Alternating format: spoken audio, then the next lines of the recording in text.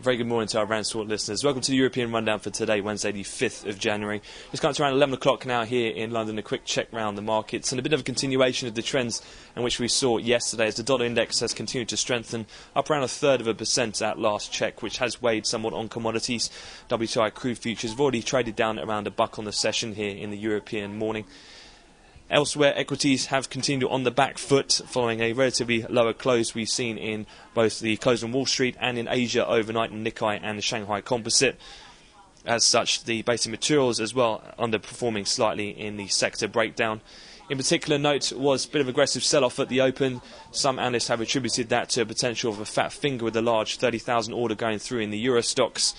Others have contributed it towards the peripheral European countries who came in very weak on the service PMI numbers.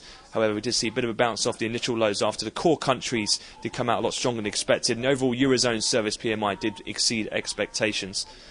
Elsewhere, we have seen bunds then, underpinned by that weakness in equities, have traded higher. We've also had a bund auction which had a relatively high bid-to-cover ratio, having been previously uncovered in its inaugural issue. And elsewhere, a Spanish T-bill sale of 6 months have just come through, and it's been relatively well bid, albeit with a sharp increase on the average yield, but they managed to get that away without any real issue, and market impact has been relatively muted there. Looking forward then, ahead of non-farm payrolls on Friday, much of the focus remains on the latest jobs indicators from the US. We'll have both Challenger and ADP in today's session. And we'll also be looking out for the weekly dairy ore inventory numbers. From the New York Fed, we'll have another outright Treasury coupon purchase today, targeting the longer end of 2028 to 2040 maturities. That'll be for the size of $1.5 to $2.5 billion.